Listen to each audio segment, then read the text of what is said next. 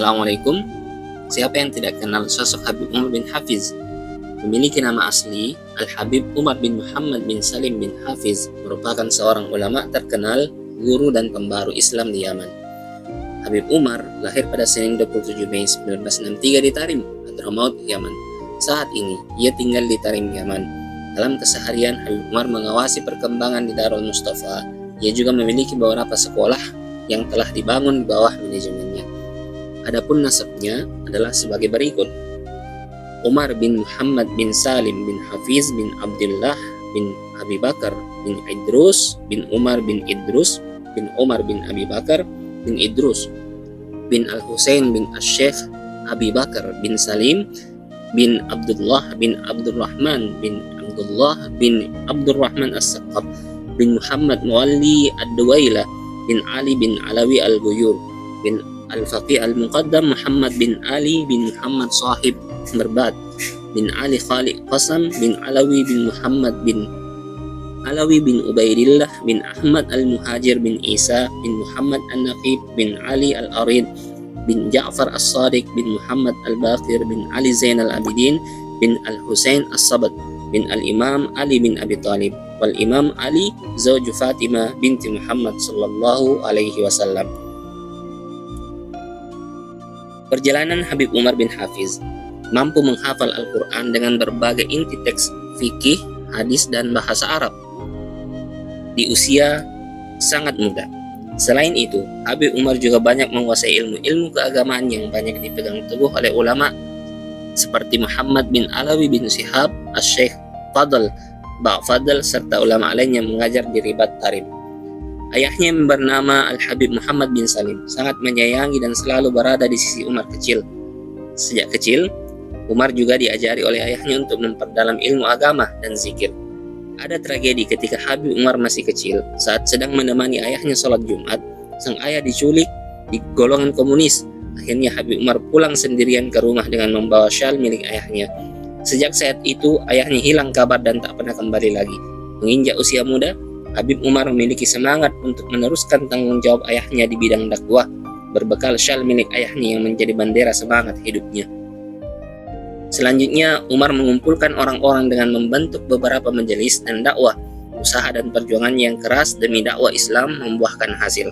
Banyak kelas yang dibuka bagi anak muda atau orang tua di masjid-masjid setempat dengan penawaran berbagai kesempatan. Ada untuk penghafal Quran dan untuk belajar ilmu-ilmu tradisional. Situasi politik di Tarim pada 1981 terbilang kacau. Kemudian Habib Umar pindah ke kota Al-Bai di sebelah utara Yaman. Di sana Habib Umar belajar lagi mengenai ilmu agama kepada Habib Muhammad bin Abdullah Haddar, Al-Habib Zain bin Ibrahim bin Sumaid, dan Al-Habib Ibrahim bin Umar bin Aqil. Habib Umar juga mengajar dan mendirikan forum kajian di kota Al-Baidah, Al-Hudaidah, dan Ta'iz. Pada 1992, Habib Umar pindah ke kota As-Sihir. Itu merupakan ibu kota provinsi Hadramaut. Setelah lama tinggal di kota As-Sihir, kemudian Habib Umar kembali lagi ke kota asalnya yaitu Tarim. Pada 1994, ia mulai merintis pondok pesantren Darul Mustafa. Pada 1997, Ponpes Darul Mustafa mulai diresmikan. Sejak saat itu banyak sekali murid-murid yang berdatangan dari berbagai negara, termasuk Indonesia. Selain mendirikan Ponpes Darul Mustafa, Habib Umar juga memiliki forum kajian keagamaan di kota Tarim.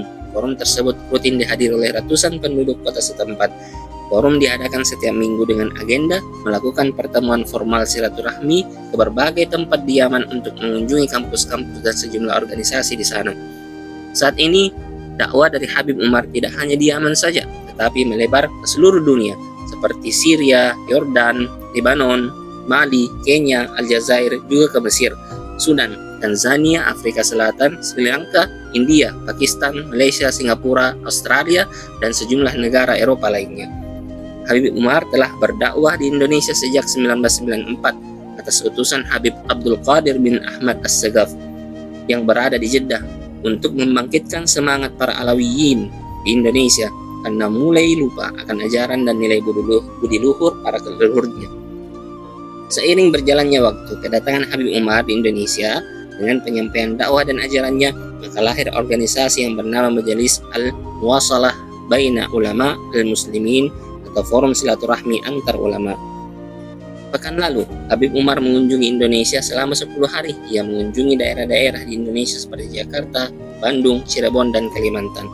Habib Umar mengajar di sejumlah pondok pesantren Nahdlatul Ulama melalui siaran telekonferensi setiap bulannya. Habib Umar juga menempati tempat khusus di hati Nahdlatul Ulama.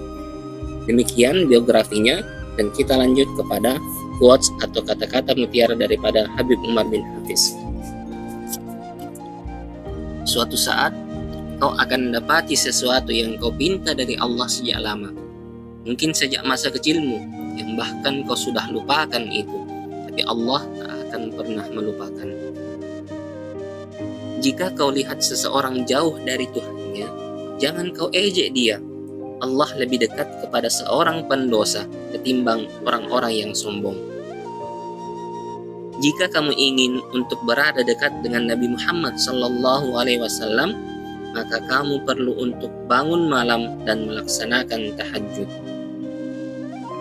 Bila aku merasa harus membalas kejahatan orang terhadapku, aku teringat Rasulullah SAW ketika beliau dilempari batu, dipukul dan diusir dari Taif. Maka beliau hanya berdoa kebaikan dan hidayah untuk seluruh kampung tersebut. Sallallahu alaihi wasallam.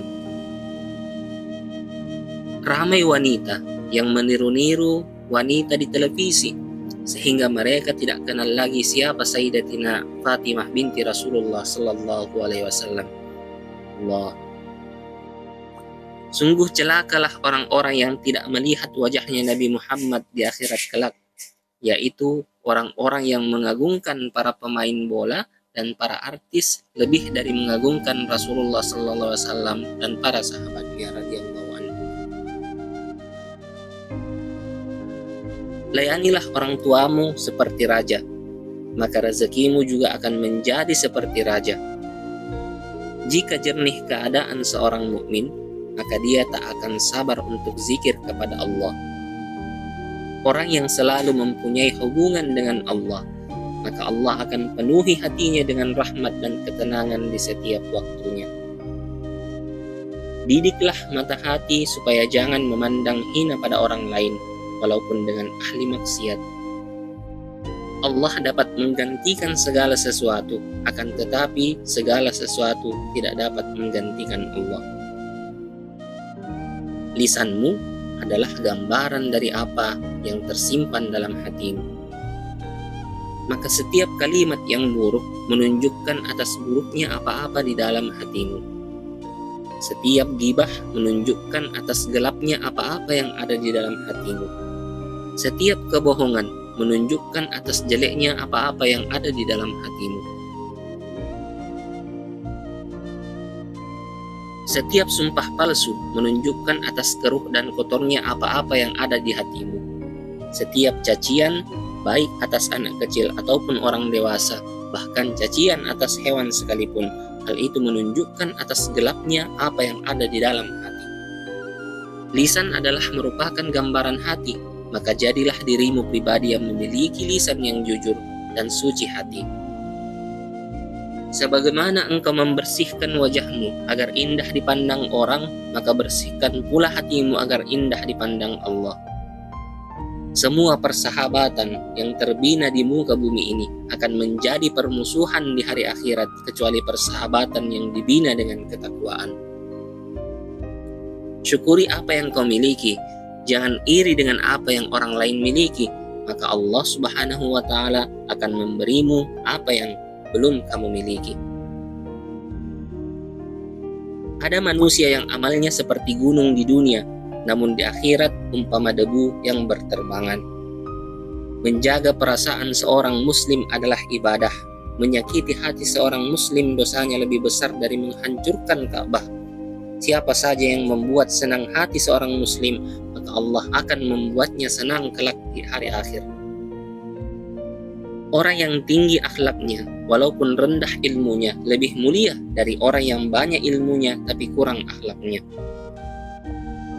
Bila aku kecewa pada mereka yang banyak menyakitiku, aku teringat pada Rasulullah yang senantiasa memaafkan semua orang yang menyakiti beliau, sallallahu alaihi wasallam. Seandainya Allah perlihatkan pahala kesabaran, pasti ramai manusia yang berlomba-lomba mendekati ujian. Jangan sibuk dengan hal orang lain, jagalah hatimu. Biarkan hati kamu senantiasa bersujud kepada Allah. Barang siapa yang tidak duduk bersama orang yang berjaya, mana mungkin dia akan berjaya. Banyak bergurau dan berlawak merupakan pertanda sepinya hati dari mengagungkan Allah dan merupakan tanda dari lemahnya iman. Apabila kita mendoakan orang lain, maka akan hadir malaikat yang mendoakan hal yang sama untuk kita. Rugilah bagi mereka yang berniat untuk melakukan maksiat semula setelah berlalunya Ramadan. Jika dalam hati seseorang terdapat keikhlasan dan kasih sayang, nasihatnya atau ucapannya akan meninggalkan kesan dalam hati pendengarnya. Hati akan hidup ketika mendengar ucapan dan nasihat yang disampaikan dengan kasih sayang. Keridaan wanita yang paling dekat dengan Allah adalah ketika mereka berada di dalam rumahnya, jauh daripada pandangan laki-laki. Banyak yang kritik pemerintah, tapi lupa keburukan dirinya sendiri. Sebagaimana engkau membersihkan wajahmu agar indah dipandang orang, maka bersihkan pula hatimu agar indah dipandang Allah.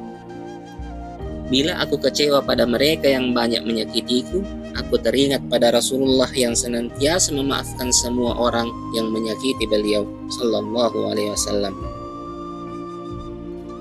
Janganlah kamu menanggung kebingungan dunia, karena itu urusan Allah. Janganlah kamu menanggung kebingungan rezeki, karena itu dari Allah. Janganlah kamu menanggung kebingungan masa depan, karena itu kekuasaan Allah. Yang harus kamu tanggung adalah satu kebingungan, yaitu bagaimana Allah ridha kepadamu. Sifat malu itu baik, maka akan lebih baik jika pada perempuan. Kita takut mati, padahal mati lebih baik dari fitnah. Kita takut miskin, padahal miskin lebih ringan untuk dihisap. Jika Allah menciptakanmu untuk dunia ini, Dia pasti menciptakanmu tanpa kematian.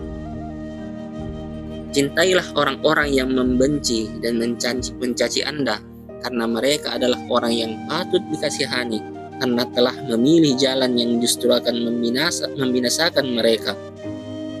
Cintailah orang-orang yang membenci dan mencaci Anda, karena mereka adalah orang-orang yang patut dikasihani, karena telah memilih jalan yang justru akan membinasakan mereka. Tuntun mereka dari sana, ajak ke jalan Tuhan, selamatkan mereka.